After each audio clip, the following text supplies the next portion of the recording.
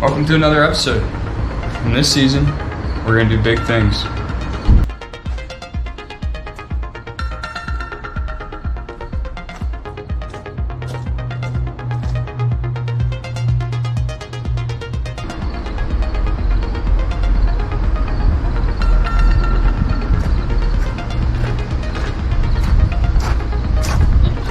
So what we're going to do here is we're going to cut this whole section off this van, and then we're going to take that section and we're going to put it on this van on this other side.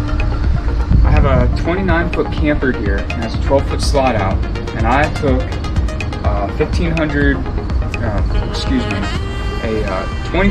158 wheelbase Mercedes Sprinter, and took the suspension out and the motor out and everything, and I'm going to extend it, make it like a Mercedes limousine. But it's going to be the first Mercedes Sprinter camper. We're not talking camper van. It's not going to have a motor. It's going to be a pool behind. But it's going to be the very first Mercedes Sprinter camper. And I want you all to enjoy and watch the making of it and tell me what you think.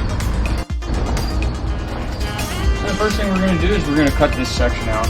I'm going to do this in little increments. I don't want to go too crazy. This is going to be a pretty big project. So it will kind of be off and on throughout this season. But for starters, let's cut this wall out. It'll be cool. Good old Harbor Freight and one of these Hercules disc grinders. I don't think we need to get too serious with it. Just enough to cut some metal. A little rusty.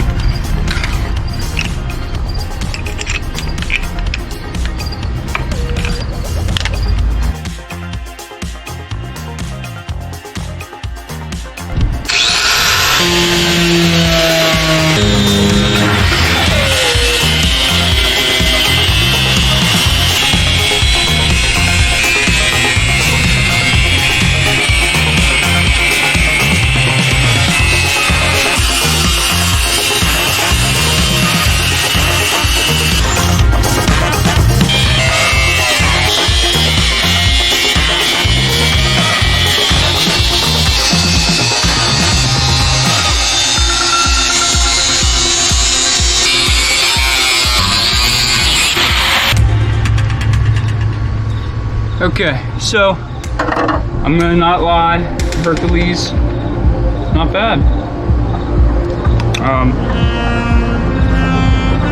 That right there, that's one blade or disc, and I pretty much got the whole side of that side and pretty much the whole side of that side all off of one disc. I got a 10-pack, so 10-pack roughly ran about $12.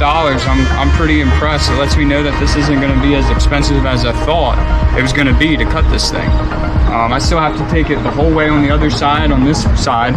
Right here though, all I need to do is go across and then finish it out on the inside.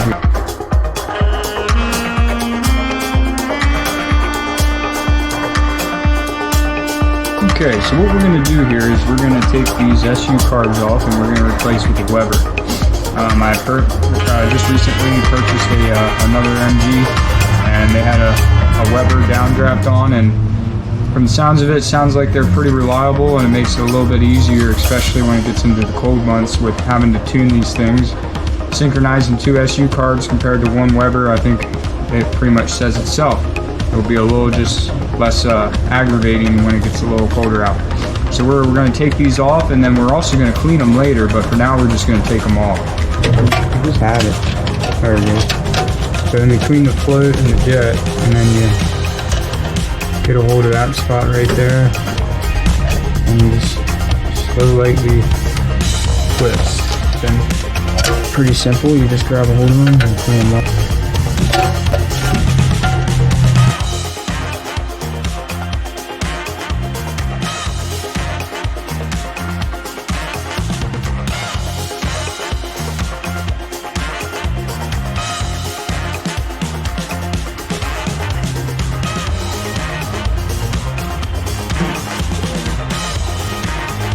Pull it off, squeeze it together, like so.